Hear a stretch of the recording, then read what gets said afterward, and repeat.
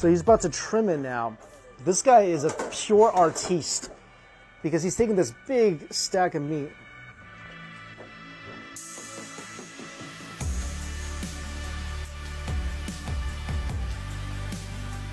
And he's just trimming off the outside to kind of make this into like a really tight meat rotisserie because you want it to cook evenly in all sides. And he's basically using a samurai sword. This is the meat ninja of Istanbul. And this guy, he does this every single day. 6 a.m. gets here, starts creating this, takes him about 4 hours. And this is over 400 pounds of meat. And everything that falls to the bottom gets restacked on top. So every bit of meat is used. Look at this, it's such a great portion of fat and lean meat. And this is fresh pita. This is not going to the oven until that is done roasting. So everything you're getting is the absolute freshest possible. I've been here for about 2.5 hours just waiting with anticipation and just a childlike giddiness for this to be prepared. And there's nothing I'd rather do with my time right now than watch this meat sculpture be ready for consumption.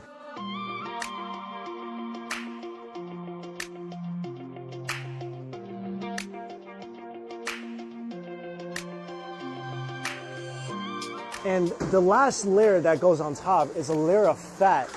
So that's not regular fat. That's the fat that's covering the innards of the sheep. So this thing is gonna be extra flavorful. You want the first bite because when this is cooking, all that fat juice, it's gonna be locked in. It's gonna be nice and charred on the outside. They're gonna slice it. So that first bite is really, really important. And that's why, been here since 8 a.m. for that first bite. Oh, the fire is lit. And soon, this will be lit.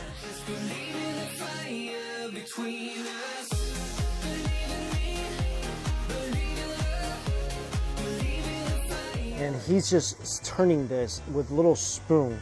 So he's controlling the speed at which this kebab is being cooked. Yeah, you can hear the sizzle.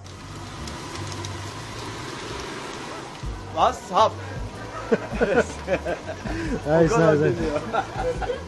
The first cut, all that charred meat on the outside, and it's cooked not well done. This is basically medium. It all just falls into that little meat scooper, and he's putting on the bottom, and that's where all the juice is gonna drip, making that even more incredibly moist.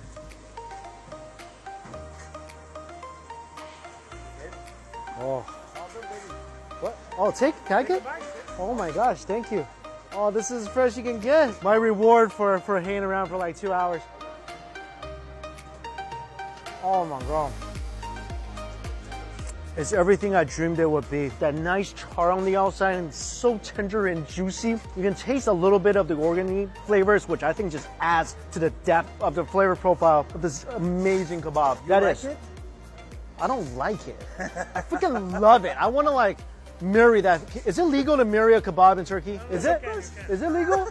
I want to know. Can we Google this? Okay, so I was tasting beef and also lamb because you got the lamb fat integrated. Basically, the lamb fat is just in an intimate relationship with the beef, kind of just entangling in all the crevices.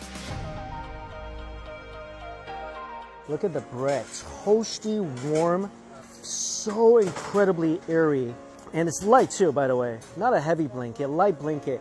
Chilies, tomatoes that's been just soaked in the fat of the beef and lamb. And then the meat itself. Just gaze upon the char.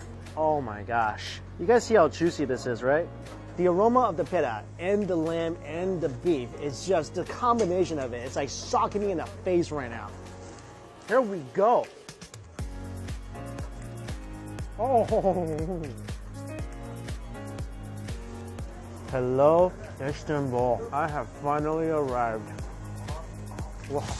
The bread is almost as much of a star as the meat inside. Slightly crispy on the outside, so airy and chewy inside. The bread was tailor-made for the meat. Like, you couldn't find a better couple. You couldn't. It's like the Ross and Rachel, the Romeo and Juliet, the Meredith and McDreamy of foods. And the crunch of the pepper and the slight sweet, juicy tomato adds that extra difference in texture. It's conjugated on the bottom. Oh man, that bread soaked it up.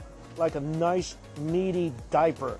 And this is a diaper, trust me, that you actually want to take a bite out of.